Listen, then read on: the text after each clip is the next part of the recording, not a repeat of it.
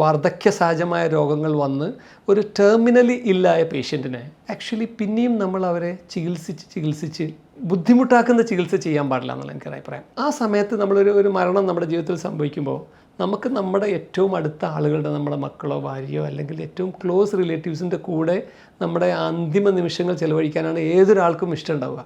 അപ്പോൾ ഒരിക്കലും ഇനി ജീവിക്കില്ല, അയാൾക്ക് മരണം ഉറപ്പാണ് എന്ന് പറയുമ്പോൾ ഞാൻ ചെയ്യുന്നൊരു കാര്യം എന്താണെന്ന് വെച്ചാൽ ഈ പേഷ്യൻസിനെ ഞാൻ റൂമിലേക്ക് ഷിഫ്റ്റ് ചെയ്യും. കാരണം ഇന്നത്തെ കാലത്ത് മരണം ഒരിക്കലും റൂമിലോ വീട്ടിലോ നടക്കാറില്ല. മരണമൊക്കെ ആശുപത്രികളിലുള്ള ICUവിലാണ് നടക്കുന്നത്. പക്ഷേ നാച്ചുറലായിട്ട് നടക്കേണ്ട ഒരു മരണം എന്തിനാണ് ഹോസ്പിറ്റലിൻ്റെ ICUവിൽ നടക്കേണ്ടത്? അത് എപ്പോഴും എല്ലാവരും അക്സെപ്റ്റ് ചെയ്ത് അതിന് ആക്ച്വലി ഞാൻ പേഷ്യൻസിൻ്റെ ബൈസ്റ്റാൻഡേഴ്സിനെ പറഞ്ഞ് മനസ്സിലാക്കുകയും ചെയ്യും.